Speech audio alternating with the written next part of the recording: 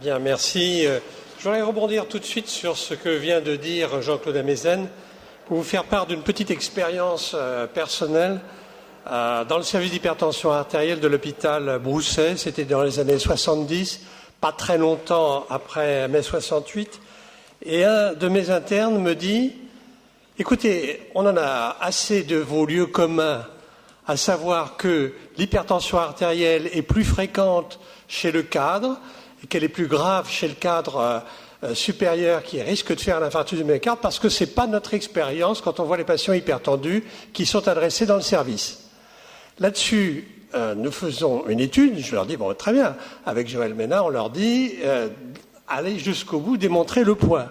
Et là, à notre surprise, parce que nous ne connaissions pas la littérature médicale, dans ce domaine-là, et que nous étions plus centrés sur une médecine technique et scientifique, à notre surprise donc, nous trouvons qu'effectivement, quand on regarde les déterminants socioculturels des patients qui nous étaient adressés, ceux dont les déterminants étaient les plus, je dirais, difficiles, ceux qui étaient d'une catégorie socio-professionnelle, je dirais, basse, étaient plus hypertendus, venaient plus tard nous voir et avaient une morbidité accrue. Et ceci a été le départ d'une étude suivie régulièrement ensuite par d'autres collègues dans le service.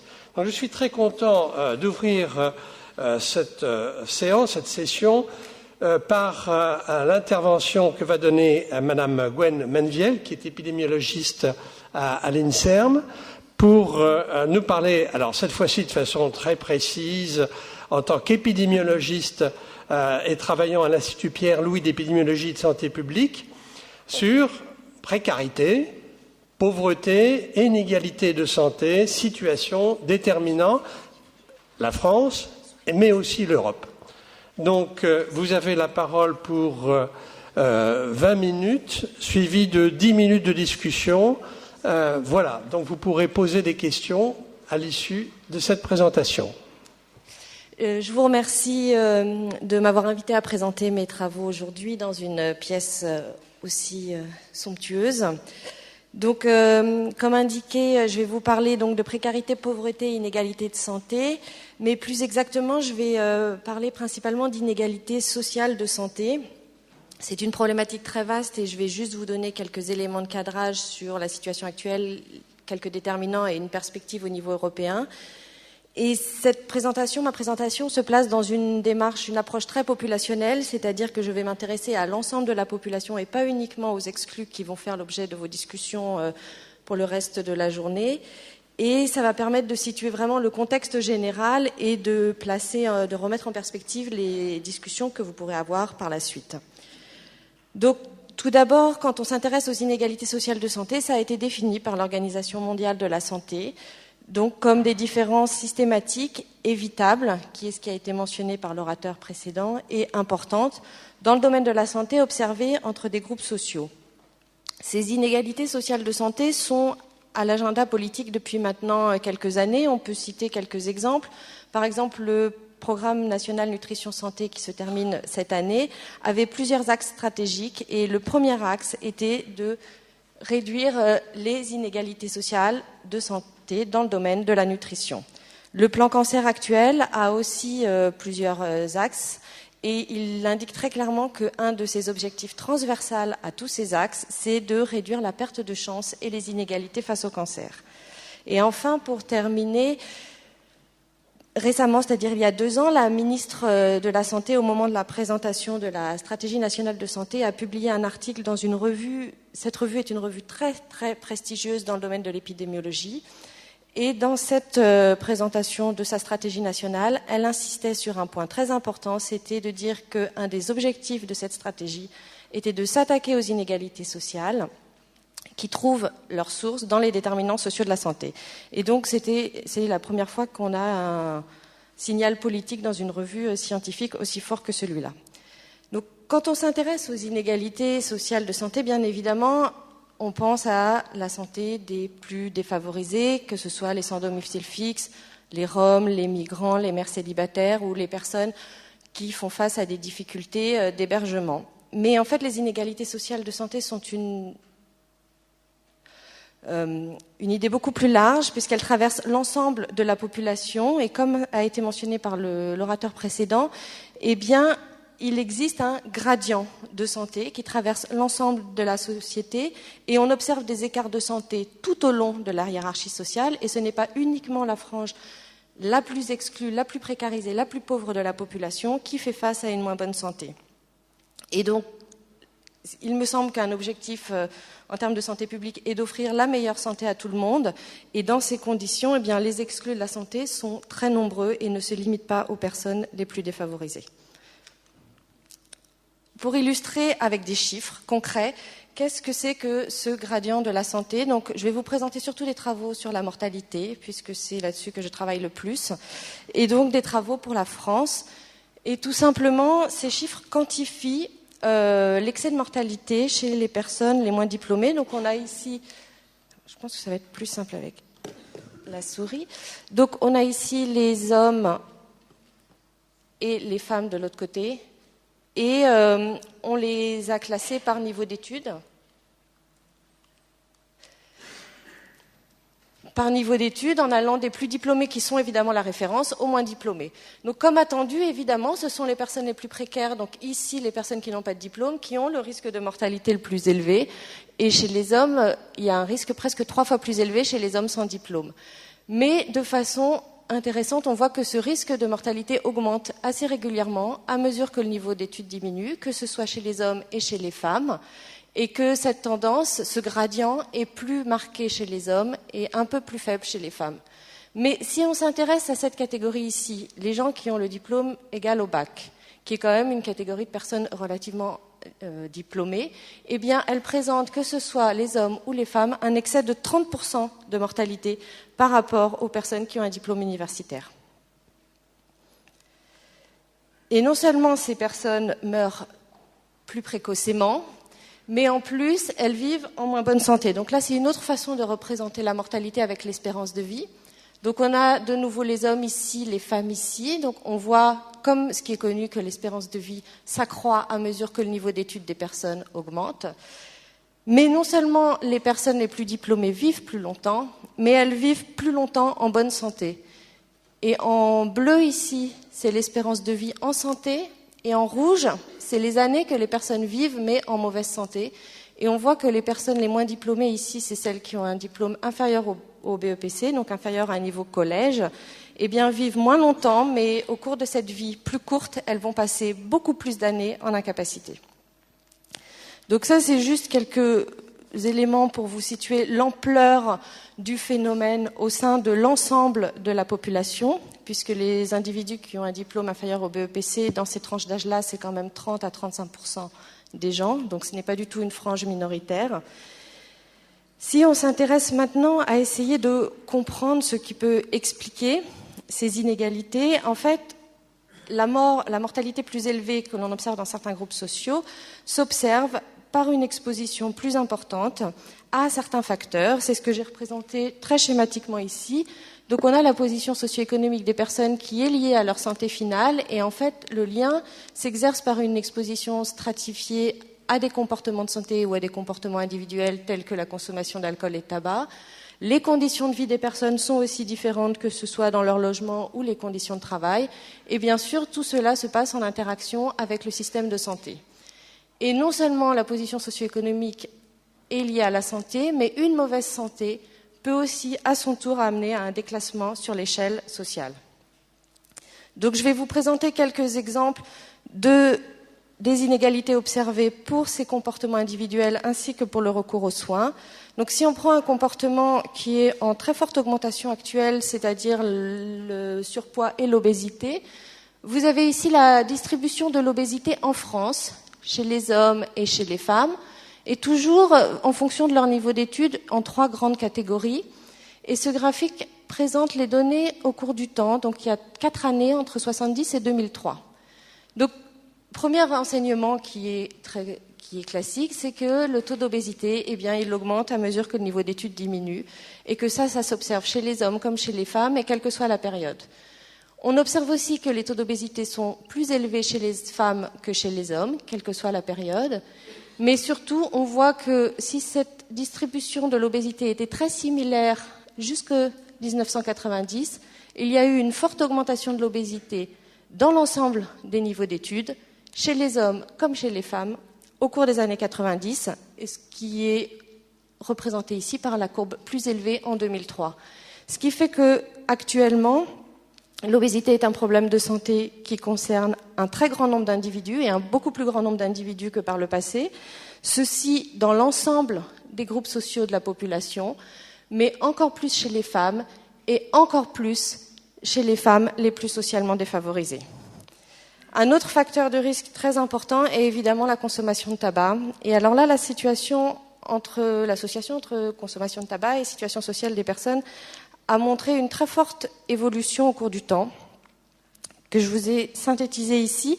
Donc vous avez la prévalence du tabagisme chez les hommes et chez les femmes, en fonction du niveau d'études toujours. Donc je vous ai mis en rouge, c'est le niveau d'études le plus faible, le niveau d'études primaires, et en bleu, c'est supérieur à Bac+2, donc au moins un master. Et il y a deux cohortes, deux générations. Donc ici, c'est les hommes qui sont nés en gros au moment de la Seconde Guerre mondiale ou au moment du baby-boom. Et donc on voit que dans ces cohortes, le taux de tabagisme est légèrement plus élevé chez les hommes les moins diplômés, mais qu'on n'a pas des différences très marquées. Et au contraire, si on s'intéresse à cette génération, qui est ma génération, les personnes nées dans les années 70, on a vu apparaître une très forte différenciation sociale de la consommation de tabac chez les hommes. Chez les femmes, nées à la même période, elles sont très semblables à leurs partenaires masculins, alors qu'au contraire, si on s'intéresse aux femmes qui sont nées au moment de la Seconde Guerre mondiale ou juste après, eh bien, on avait ce qu'on appelle un gradient inverse. Dans cette génération, les femmes qui fumaient le plus étaient les femmes qui avaient les diplômes les plus élevés. Et au contraire, les consommations les plus faibles étaient observées chez les femmes les moins diplômées. Donc on pourrait parler de beaucoup de comportements individuels. On a aussi la même observation sur l'hypertension, comme a été mentionné par M. Corvol, et on voit en effet que l'hypertension augmente chez les hommes comme chez les femmes à mesure que la catégorie sociale des individus diminue.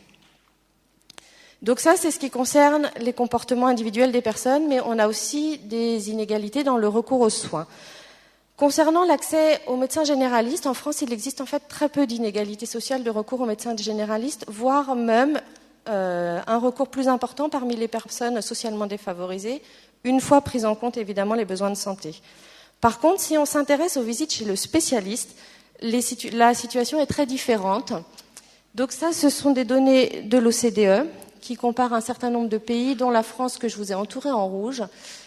Et si on s'intéresse d'abord à ces petits losanges bleus ici, c'est le taux moyen de visite chez un spécialiste en France. Donc on voit qu'il est proche de 60%. Donc ça veut dire qu'à peu près 60% de la population a été voir un spécialiste au cours des 12 derniers mois.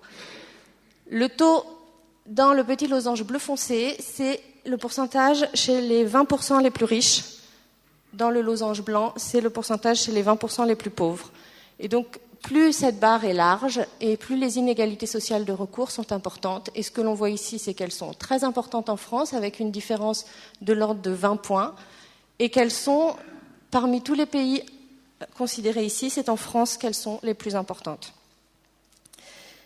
Mais si je vous ai dit avant qu'il n'y avait pas d'inégalité sociale concernant le recours aux médecins généralistes, le recours aux médecins généralistes ou l'entrée dans le système de soins n'est qu'une première étape. Ensuite, il y a une deuxième étape, c'est la façon dont les personnes vont circuler au sein de ce système de soins après un premier contact. Et là, on observe des inégalités sociales, c'est-à-dire qu'une étude s'est intéressée à la façon dont le médecin allait évaluer l'état de santé du patient qu'il avait en face de lui en fonction de la distance sociale entre donc, le médecin et le patient. Et on voit que quand ils ont un patient pour lesquels ils estiment qu'il n'y a pas de distance sociale, ils estiment l'état de santé de leur patient de façon correcte. Et au contraire, plus la distance sociale augmente entre le médecin et son patient, ce qui veut dire plus le patient a une situation socio-économique défavorisée, et plus le médecin va avoir tendance à surestimer l'état de santé de son patient. Et ce qui veut dire concrètement que plus il va surestimer l'état de santé de son patient, et plus il risque ensuite de moins bien diagnostiquer les besoins du patient et de moins bien l'orienter plus tard dans le système de soins. Donc voilà les quelques mots que je voulais vous dire sur les mécanismes. Mais en fait, si on reprend le schéma que je vous ai présenté avant, comme a dit l'orateur précédent, c'était une vision partielle de la réalité. Bien évidemment, c'est l'exposition, par exemple, au comportement individuel, au tabac, qui va être la cause ultime du cancer du poumon, si on prend cet exemple-là. Mais en fait, ces différents facteurs ne sont que les déterminants intermédiaires de la santé, et ils ne sont en fait que la conséquence de déterminants beaucoup plus structurels, beaucoup plus structuraux, tels que le contexte socio-économique du pays, tels que les politiques sociales qui sont mises en place, les politiques aussi en termes d'urbanisme, les politiques en termes d'emploi, etc. Et si on souhaite réduire les inégalités sociales de santé, il ne faut pas s'attaquer à ce niveau-là, il faut s'attaquer au niveau beaucoup plus structurel, puisque, en particulier, les anglo-saxons qui sont très en avance sur nous dans le domaine des inégalités sociales de santé, qui ont fait énormément d'évaluations, de politiques, d'actions visant à réduire les inégalités sociales, ont pour l'instant surtout mis en place des interventions au niveau individuel, qui visent l'individu, et ont montré que toutes ces politiques étaient en fait un échec, et qu'elles n'avaient pas du tout conduit à une baisse des inégalités sociales, ce qu'on explique assez facilement par le fait qu'on sait que dès qu'il y a un nouveau message de prévention qui sort, dès qu'il y a une nouvelle innovation, eh bien ça va être les personnes les plus favorisées qui vont s'en emparer le plus vite et le mieux. Et donc toutes ces politiques de prévention, en fait, n'ont fait qu'accroître les inégalités sociales et ne les ont pas réduites. Donc je vais finir par vous présenter quelques chiffres pour la France d'inégalités sociales de santé, avec une évolution au cours des 20-30 dernières années et une comparaison entre pays européens. Alors quand on s'intéresse, quand on veut présenter des résultats sur les inégalités sociales, c'est toujours compliqué, il faut choisir. Il y a de nombreuses façons différentes de mesurer les inégalités sociales. Ici, je vais insister juste sur deux possibilités. On peut les mesurer de façon relative, on peut les mesurer de façon absolue. Je vous reprends juste le graphique que je vous ai déjà présenté. De façon relative, ça veut dire qu'on va s'intéresser à un rapport. On va dire, par exemple, les taux chez les faiblement diplômés est 2 fois plus élevé, 3 fois plus élevé que chez les plus diplômés. Au contraire, si on s'intéresse à une mesure absolue, on va s'intéresser à une différence. Donc, par exemple, on pourra dire il y a 5% d'obèses de plus chez les moins diplômés, ou alors, au cours de la période la plus récente, il y a 10% d'obèses de plus chez les moins diplômés. Une des différences fondamentales entre ces deux mesures, une mesure relative va vraiment quantifier la force de l'association qui existe entre situation sociale et santé, alors qu'une mesure absolue va aussi tenir compte de l'ampleur du problème de santé dans la société. Et donc, plus un problème va être prévalent, comme on voit ici pour l'obésité, et plus les inégalités sociales peuvent être importantes si à la fois le problème de santé est plus prévalent et en plus reste très fortement lié aux inégalités sociales. Et donc l'intérêt d'une mesure absolue, c'est qu'il va quantifier l'impact des inégalités sociales au sein de la population en nombre de cas. J'ai donc choisi de vous présenter une mesure absolue des inégalités sociales de mortalité qui revient en fait à quantifier l'excès de mortalité parmi les moins diplômés par rapport aux plus diplômés. Donc, voici ce qu'on observe en France chez les hommes depuis 1975. Donc, c'est juste les inégalités sociales de mortalité. L'indice d'inégalité, comme je vous ai dit, représente l'excès de mortalité chez les moins diplômés. Et ce qu'on voit, c'est que cet indice a très fortement et de façon quasi continue baissé depuis 1975. Alors cette baisse s'observe pour de nombreuses causes de décès.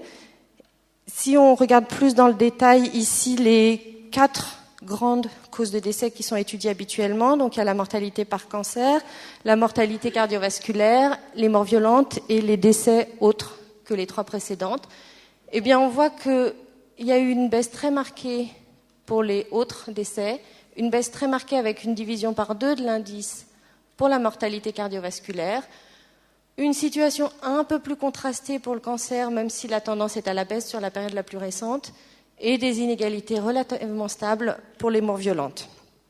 Donc cette amélioration très générale que l'on observe chez les hommes et la conséquence à la fois de changement de comportement dans la population et aussi d'amélioration en termes de prévention et en termes de traitement, par exemple si on pense aux maladies cardiovasculaires.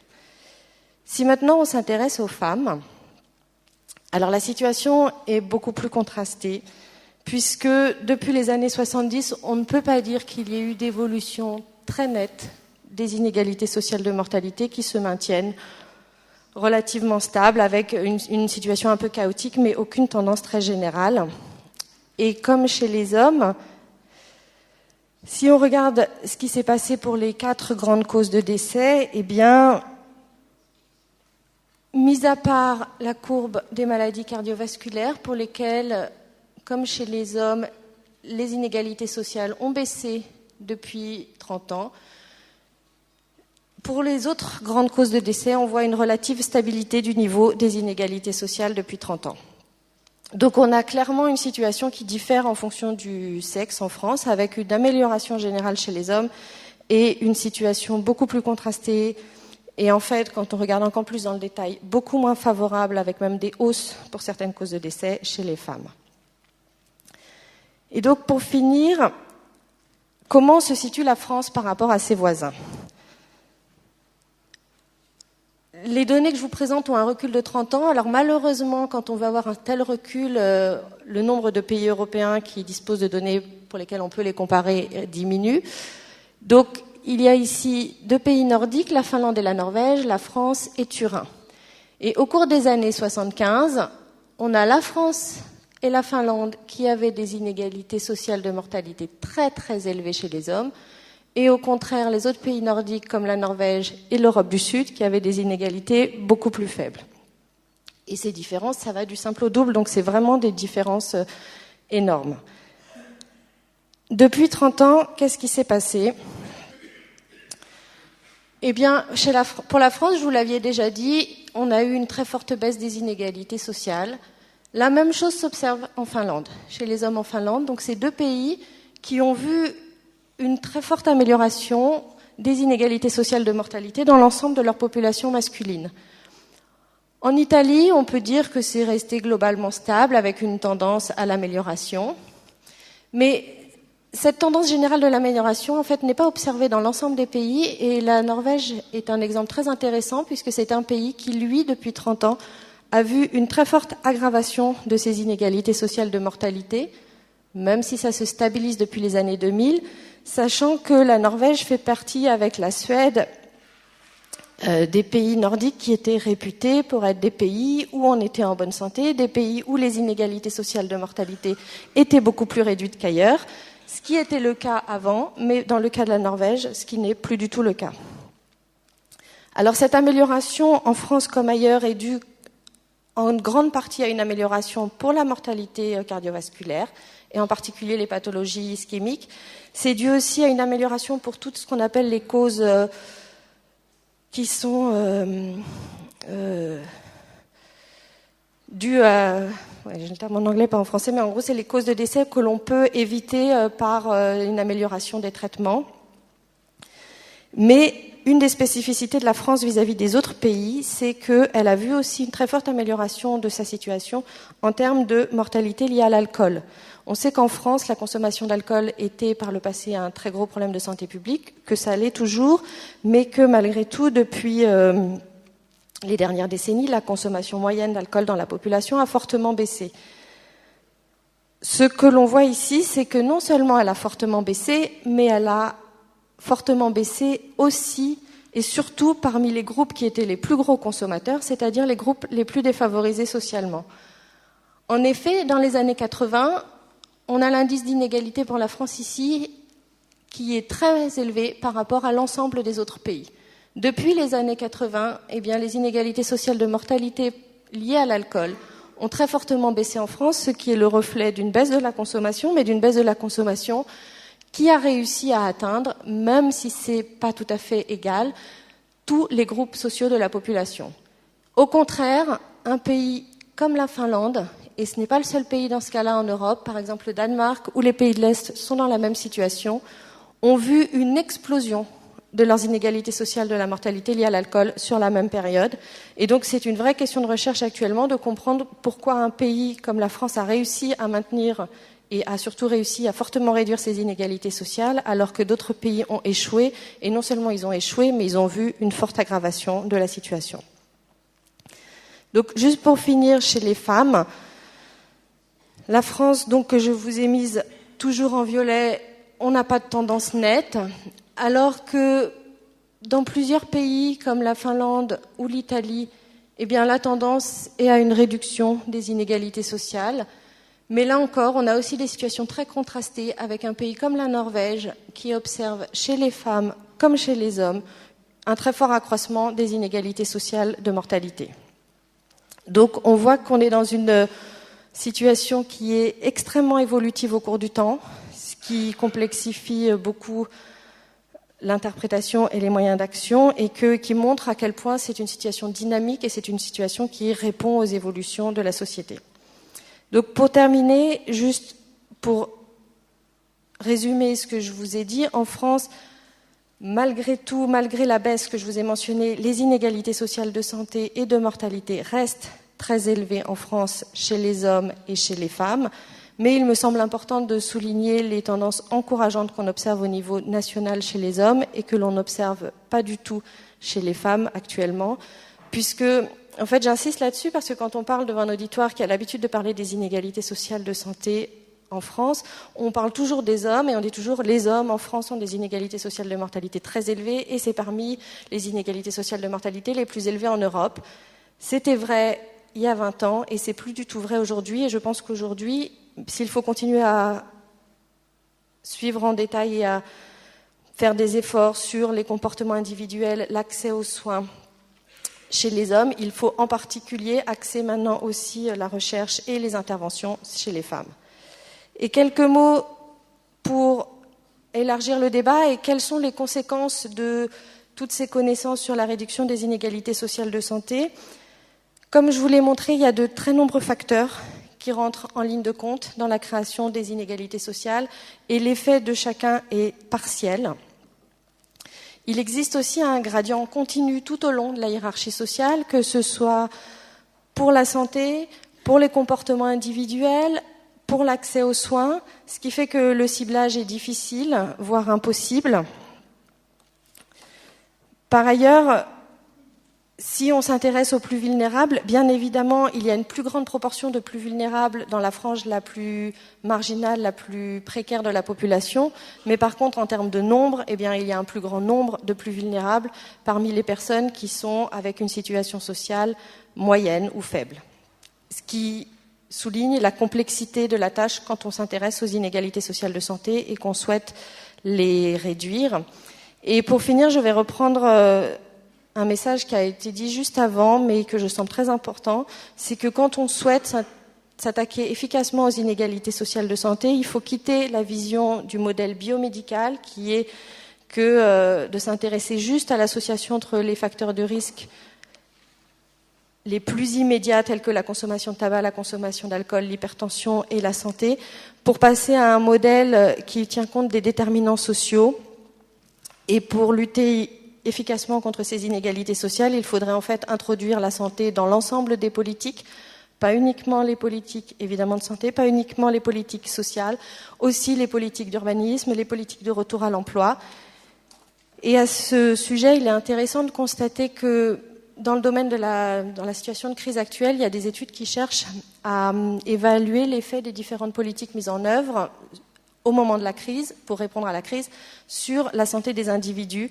Et une étude menée au niveau européen a montré que l'impact des politiques mises en place sur la santé était plus important pour les politiques sociales que pour les politiques proprement dans le champ de la santé. C'est-à-dire que la santé dépasse largement le champ de la propre médecine et devrait être introduite dans l'ensemble des politiques publiques. Je vous remercie de votre attention.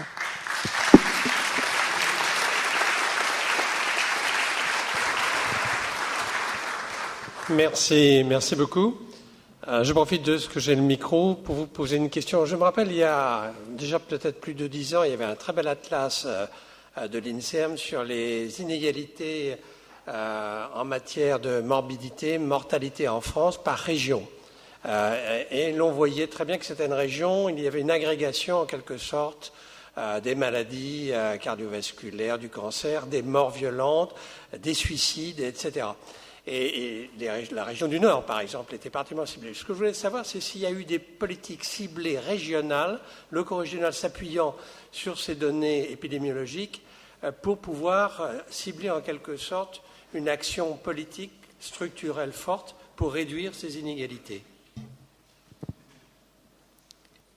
À ma connaissance, il n'y a pas encore vraiment disons qu'à ma connaissance, les politiques ne se sont pas encore emparées de ce problème de santé de façon aussi structurelle, par exemple, que ce qu'on peut observer aux États-Unis, en Angleterre, où il y a réellement des objectifs chiffrés qui sont annoncés pour des régions ou pour des zones ou sur un laps de temps. Et on est plutôt sur des politiques qui sont mises en place à un niveau plus petit et plus dépendant de la volonté des gens qui sont en place à ce moment-là. Mais évidemment, tous les professionnels de santé dans le Nord sont très sensibles et conscients de ce problème et s'y attellent, mais il n'y a pas encore de volonté vraiment politique. Merci. Nous avons le temps pour quelques questions. Monsieur Plouin, à droite. Merci pour cet excellent exposé. Vous avez utilisé comme index de défavorisation le niveau atteint sur le plan de l'éducation, ce qui concerne donc les 2 premières décades de la vie. Et par ailleurs, vous observez le lien avec les pathologies qui, au moins pour les pathologies cardiovasculaires ou cancéreuses, sont donc la 5e, 6e décade. Donc il y a un très important décalage temporel. Est-ce qu'il est possible de voir d'autres index de défavorisation ? La CNAM, par exemple, utilise un index de défavorisation qui tient compte de la commune de résidence, où on sait qu'à niveau égal d'éducation, il y a plus ou moins de chômeurs, plus ou moins de riches et de pauvres, etc. Donc, vous pouvez commenter cela ? Alors, évidemment, il existe de très nombreux indices qui permettent de mesurer la situation sociale des personnes. Si moi, je vous ai présenté des indices... Alors, il y a 2 choses. Ce que vous parlez par rapport à la CNAM, c'est un indice qui va attribuer la même valeur à toutes les personnes qui résident dans la commune, alors qu'on sait très bien qu'évidemment, il y a une variabilité. Mais la CNAM utilise ces indices-là parce qu'elle n'a aucune information chez les personnes, et donc c'est des indices très utiles pour des bases de données administratives. Mais souvent, en termes de recherche, on préfère avoir des indices qui sont spécifiques à la personne. Mais si on s'intéresse aux indices spécifiques à la personne, il n'y a pas que le niveau d'études. On pourrait prendre en compte la catégorie socio-professionnelle qui va évoluer tout au cours de la vie. On pourrait prendre en compte aussi la richesse, qui serait probablement un marqueur plus adapté pour les personnes plus âgées. Alors si on reprend la richesse, tout simplement, c'est très peu disponible. Là, je vous ai présenté des données qui viennent du recensement, donc qui ont l'avantage d'être nationales. Ce n'est pas des informations qu'on a dans le recensement. Et pour plaider en faveur du niveau d'études, alors ça va être de moins en moins le cas, mais encore dans les chiffres que je vous ai présentés, chez les générations les plus âgées et chez les femmes, elles n'ont par exemple jamais travaillé pour 30-40% d'entre elles. Donc on ne peut pas s'intéresser à leur catégorie socio-professionnelle. On pourrait prendre celle de leur conjoint, mais ça pose d'autres problèmes, alors que le niveau d'études a l'avantage d'être quelque chose qui est aussi présent chez les femmes. Et enfin, bien que ce soit fixe, quand la personne a 20 ou mettons 25 ans, ça reste très très fortement associé à la santé des personnes, et en particulier, le niveau d'études des femmes est très important pour la santé des femmes et pour la santé de leur foyer, parce que les hypothèses qu'il y a derrière, c'est qu'un niveau d'études plus élevé permet une meilleure compréhension du système de santé, permet une meilleure appropriation de tous les messages de santé publique, et permet aussi, fait que les personnes portent un plus grand intérêt à leur santé en pensant que c'est quelque chose dans lequel ça vaut la peine d'investir, et qui ne partent pas avec un aspect défaitiste, puisque en disant de toute façon tous les gens autour de moi ils sont tous morts à 55 ans, donc ça va être pareil pour moi et c'est tout, quoi. Nous prenons une dernière question, Monsieur Vacheron, à gauche, oui. Oui, merci Monsieur Corvol, Monsieur le Président. Oui, je voudrais revenir simplement sur les inégalités régionales de santé que vient d'évoquer Pierre Corvol. Elles sont certaines. Le Nord-Pas-de-Calais, la Bretagne, la Normandie ont des mortalités beaucoup plus élevées, Normandie beaucoup plus de cancer du sein, et je pense que ces inégalités régionales, il faut en tenir compte pour le ciblage de certaines pathologies que les agences régionales devraient effectivement augmenter, améliorer, pour détecter taux des cancers, des maladies cardiovasculaires que l'on sait plus fréquentes dans certaines régions.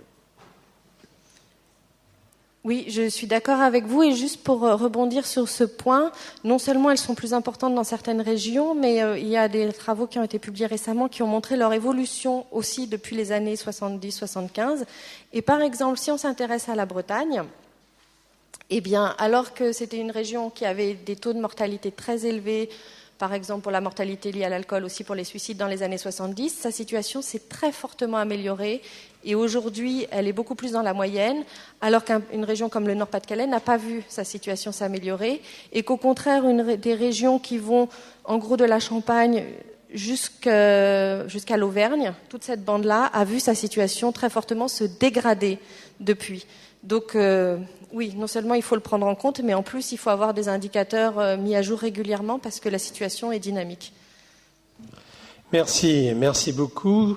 Je vais donc vous remercier encore une fois et demander à Monsieur Mattei, qui est notre confrère, qui est président honoraire de la Croix-Rouge française et ancien ministre de la Santé, de la Famille et des Personnes handicapées, de parler, superbe titre, de la charité à la justice et à la solidarité à propos du droit à la santé.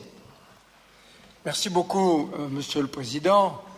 Je salue le Président Lauprêtre et je profite de cette occasion pour vous dire, Monsieur le Président, le plaisir que la Croix-Rouge, que je présidais à l'époque, a eu à collaborer et à travailler avec vous.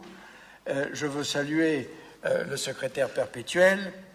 Mesdames, Messieurs, chers amis, dans un registre totalement différent de ce qui vient de vous être dit, je souhaite axer mon propos en son début en illustrant l'évolution des idées, passant de la vertu de charité au principe de la justice, puis au concept de solidarité, et cela au travers du prisme religieux. Car en effet, les grandes religions ont toutes développé une très grande attention aux personnes vulnérables et en mettant en avant la nécessaire charité pour leur venir en aide. C'est une préoccupation commune à toutes et l'un des exemples les plus significatifs de cette charité au cœur de l'homme demeure la parabole du bon samaritain dans l'évangile de saint Luc.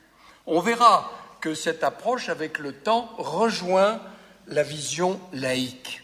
Alors, d'abord, la vertu de charité, en soulignant bien entendu que les malades font partie des personnes vulnérables qui méritent notre attention au même titre que les pauvres, les détenus, les migrants, les victimes, les personnes isolées de façon générale, veuves, orphelins, personnes âgées ou handicapées. Mais encore faut-il souligner et rappeler qu'à ses débuts de la tradition judéo-chrétienne, elle donnait à l'assistance aux personnes pauvres, malades et vulnérables un statut sanctifiant. Satisfaire à l'exigence d'aider les victimes de pauvreté, oui, mais en l'occurrence, c'était aussi la condition du salut. La charité n'était donc pas un simple devoir moral, mais aussi une démarche spirituelle. Mais à cette époque, la charité chrétienne est devenue, parce qu'il n'y avait pas d'autre intérêt, une véritable institution de l'Église au service de la société tout entière. Et peu à peu, notamment à partir du IVe siècle, on a vu se multiplier les édifices à finalité charitable, tels que les hospices, les hôpitaux, les établissements pour les femmes, les pauvres et les pèlerins. Et de son côté, Basile de Césarée édifie aux portes de sa ville des bâtiments où les voyageurs sont hébergés et nourris, les malades reçoivent des soins et les pauvres trouvent du travail et donc des ressources. Et si je cite cet exemple de Basile de Césarée, c'est pour qu'on réalise qu'à cette époque, le champ social et le champ sanitaire étaient intimement mêlés et on en a déjà parlé, mais j'y reviendrai. Le fait est qu'à l'époque, l'engagement au service des malades se développe jusque dans les villages pour couvrir l'ensemble du territoire. Les maisons d'accueil se multiplient, telles que les maladreries rurales, les hôtels-dieux urbains, la santé au travers de la prise en charge des maladies relève de la charité. Et puis, à la fin du Moyen Âge, la notion de justice apparaît. Elle marque l'entrée dans la période dite moderne. La réforme religieuse et la réforme humaniste se conjuguent pour poser les enjeux en termes nouveaux. La pauvreté, comprise comme une maladie sociale, dégrade l'homme. Elle n'est plus supportable. Il ne s'agit plus seulement d'assister les pauvres et de satisfaire leurs besoins élémentaires, mais il faut aussi combattre la pauvreté elle-même et en extirper les racines. Et le nouveau modèle d'assistance qui se dessine correspond à la volonté des autorités civiles qui veulent désormais eux-mêmes gérer cette question sociale, qu'il s'agisse de l'État ou localement des municipalités. L'Église va conserver un rôle important, mais elle commence elle-même à développer une nouvelle idée de la charité. Et de fait, une étape est franchie dans la seconde moitié du siècle des Lumières, lorsque la charité chrétienne cède la place à un esprit nouveau. Désormais, la sollicitude réside davantage dans la suppression du malheur humain que dans son accompagnement charitable. Et le XVIIIe siècle va s'achever avec la Révolution française qui remplace la charité par la fraternité inscrite sur les frontons de la République. La Déclaration des droits de l'homme et du citoyen en 1789 prône la valeur d'égalité, l'idée de justice commence à s'imposer, d'autant que la révolution industrielle amplifie le sentiment d'injustice responsable de la pauvreté. Alors, dans les banlieues sordides s'ouvrent des écoles, des centres d'apprentissage, des ouvroirs, des hôpitaux, des hospices, et ces nouveaux champs d'action accompagnent un changement de mentalité. L'expérience de terrain entraîne une hiérarchisation des objectifs missionnaires. C'est le message que délivre William Booth, considéré comme l'inventeur de l'armée du salut en 1890. Que dit-il ? À quoi bon prêcher l'Évangile à un homme qui n'a pas mangé depuis la veille et qui n'a pas 3 sous en poche pour se payer un abri la nuit prochaine ? Le fameux slogan « Soup, soap, salvation », la soupe d'abord, puis le savon et le salut après, montre bien que la pauvreté, et j'inclus la maladie bien entendu, est la condition préalable et nécessaire à toute évangélisation, mais aussi à tout respect humain. Et d'une certaine façon, William Booth introduit la légitimité de la lutte contre la pauvreté pour elle-même, au nom des droits de l'homme, au rang desquels figure le droit d'être soigné. Et on voit se dessiner, au milieu du XIXe siècle, les contours du grand débat qui va traverser les églises des pays industrialisés. La lutte contre la pauvreté relève-t-elle du devoir chrétien de charité ou est-elle d'abord une question de justice ?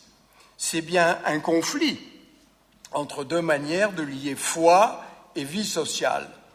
Eh bien, l'encyclique Rerum Novarum du pape Léon XIII en 1891 est l'aboutissement de ces débats.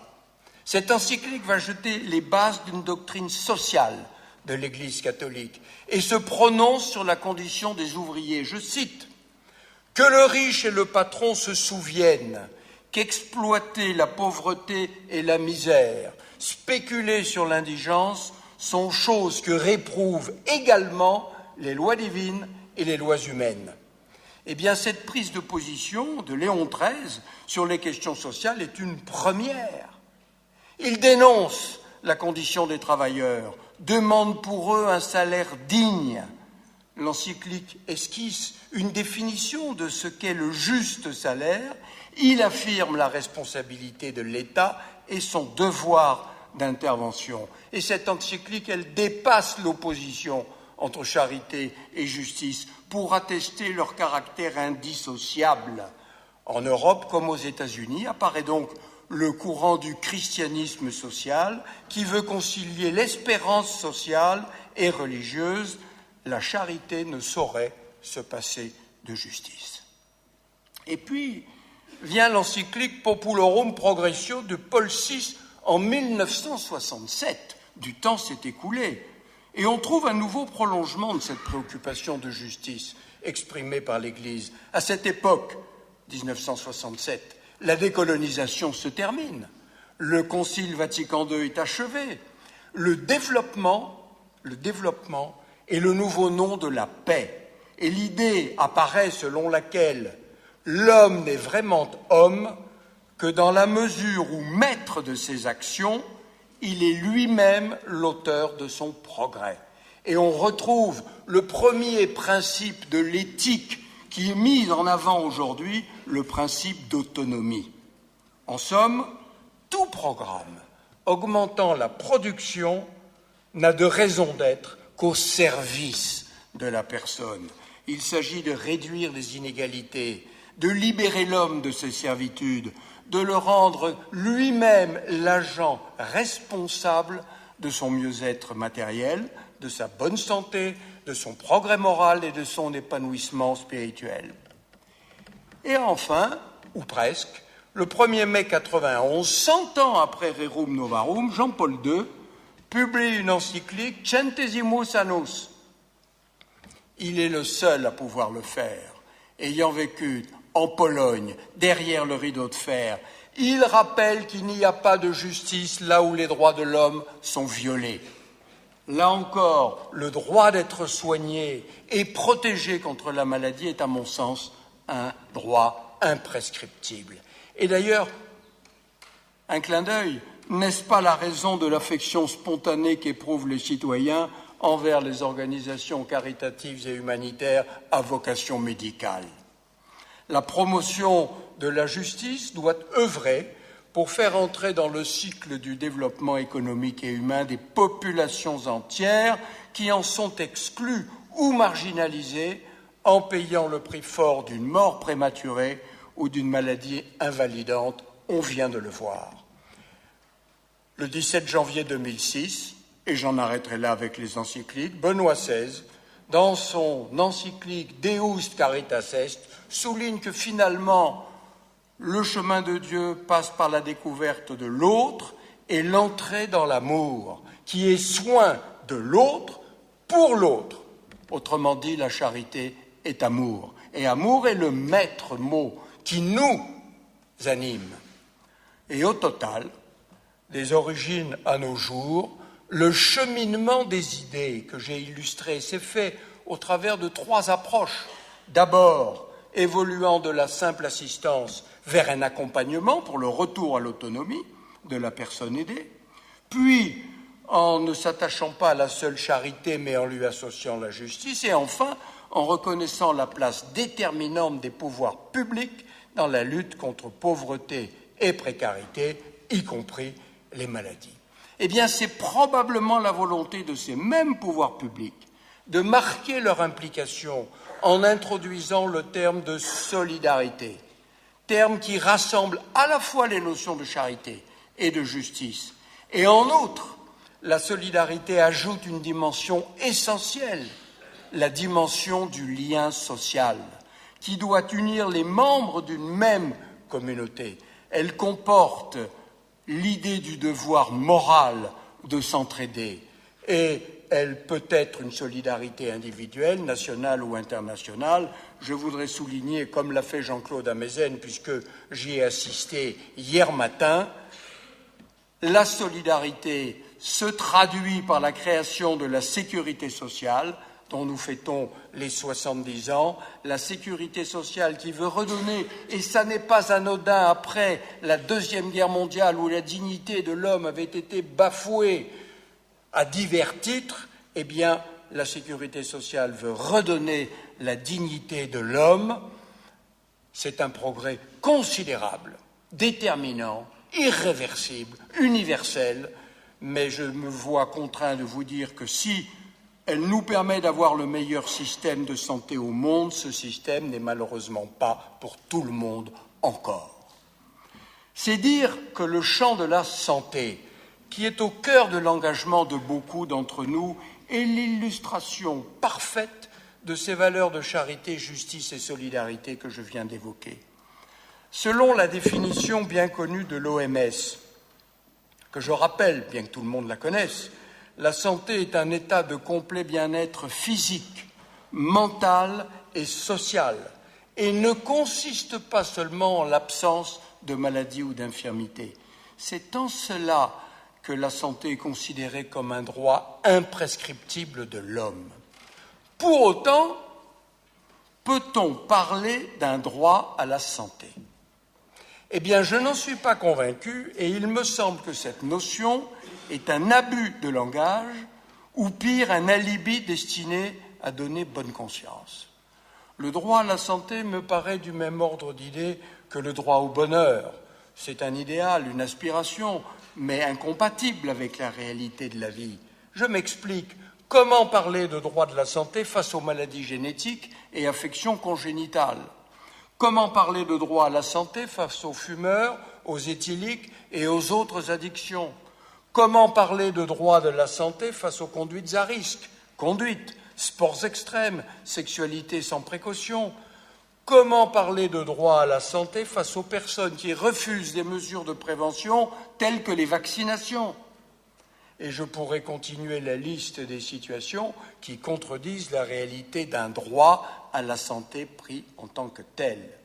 Aussi, de façon plus réaliste et pragmatique, je préfère parler du droit à la protection de sa santé et du droit de l'accès aux soins. Et je vais en dire un mot. Du droit à la protection de sa santé, oui, c'est une exigence légitime au regard des responsables politiques, des responsables économiques. Toutes les mesures de santé publique doivent être prises et respectées afin de protéger la santé des populations. J'aurai des commentaires à faire pour abonder dans ce qui vient de vous être dit, à savoir que la santé devrait être transversale, mais le ministre de la Santé a bien du mal à s'imposer à côté du ministre du Travail, du ministre de l'Éducation nationale, du ministre du Logement, du ministre de l'Agriculture, et j'en passe et d'autres, car évidemment, la santé est présente à chaque instant de la vie. Et il est difficile, voire impossible, d'essayer de faire saisir tout cela. On est très vite taxé de la volonté d'exercer le fameux pouvoir médical. La protection de la santé est un droit légitime qu'il faut continuer d'affirmer, protection de la santé. D'autre part, le droit à l'accès aux soins les plus appropriés, c'est à mon sens un droit absolu, quelles que soient les circonstances. Confronté à la maladie, chacun a le droit de pouvoir accéder aux soins les plus appropriés. Ce point est essentiel et je dirais même c'est une priorité absolue. Ça a été souligné par Jean-Claude Amezen tout à l'heure. Il n'est malheureusement pas toujours respecté, loin s'en faut, dans des situations très diverses, souvent liées à la pauvreté, à la clandestinité, à l'exclusion. Mais il est aussi dépendant des conditions de l'exercice médical, de la démographie médicale, de l'existence des déserts médicaux. Sur des modes différents, les pays en voie de développement ne sont pas les seuls à rencontrer de réelles difficultés dans l'accès aux soins. De telles situations existent aussi dans notre pays. Ces deux exigences que je viens de citer, droit à la protection de sa santé, droit d'accès aux soins, répondent à toutes les phases du champ sanitaire, de l'urgence aux soins de suite et réadaptation, pour conduire à la réinsertion et à l'autonomie retrouvée, mais aussi à la prévention, l'éducation à la santé et la réduction des risques. Il est donc bien légitime d'affirmer que le champ sanitaire est indissociable de la vie dans son entièreté, du début jusqu'à la fin. Et c'est cette considération essentielle qui me fait penser que social et sanitaire sont indissociables. Le champ de l'action sociale est lié au champ sanitaire. Quelques exemples rapides. Les addictions. Le sanitaire prend en charge des épisodes aigus d'overdose. Mais les relais par l'action sociale, pour conduire au sevrage sont trop peu nombreux, ce qui explique les rechutes. La psychiatrie dont il a été fait état tout à l'heure, il est heureux que les malades mentaux ne soient plus enfermés comme des délinquants dès lors que les médicaments ont remplacé la camisole. Mais les structures d'accompagnement social dans la vie quotidienne, pour s'assurer de la bonne observance thérapeutique, voire de l'insertion dans un logement et le monde du travail sont trop rares. Je vous fais part de l'expérience de la Croix-Rouge française et le professeur Gentilini, qui m'a précédé à la présidence de la Croix-Rouge, a fait les mêmes observations. On peut dire schématiquement que la moitié des malades mentaux sont sous les ponts et l'autre moitié en prison.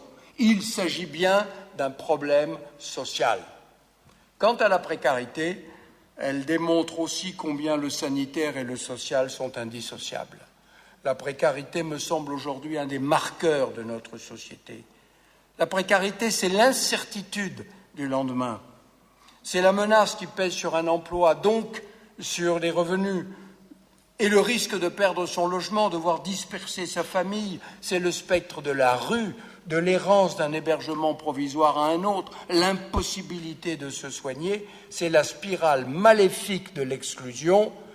La précarité s'installe quand la peur du lendemain remplace l'espérance. C'est l'espoir qui fait vivre et la précarité fait mourir. Or, en pareille situation, comment prendre soin de sa personne en l'absence de structures sanitaires adaptées qui reçoivent sans contrepartie financière et quelle que soit votre position personnelle? C'est la raison pour laquelle la Croix-Rouge française a développé, continue de développer, des centres de santé sur lesquels il y aurait beaucoup à dire, des antennes de premier accueil social médicalisées, des lits halte-soins santé, des lieux de prise en charge et d'accompagnement pour les addictions. Comment redonner un sens à sa vie si l'on ne peut compter sur un accompagnement social attentif et ouvert? L'intention est de porter secours et assistance à des personnes vulnérables, souffrant dans leur vie quotidienne et qui ne peuvent compter sur personne pour les aider. L'action caritative et humanitaire est alors l'ultime recours. Elle est désintéressée. Et en ce sens, on retrouve bien la définition proposée par Diderot dans son encyclopédie. Est humanitaire tout ce qui vise le bien de l'humanité, c'est-à-dire toute action motivée par le prix accordé à chaque être humain. Diderot voit ainsi, dans la vertu d'humanité, un noble et sublime enthousiasme qui se tourmente des peines des autres et du besoin de les soulager. On est là, dans un subtil mélange composé de l'apport du siècle des Lumières et de la philanthropie d'inspiration religieuse. Je vous remercie.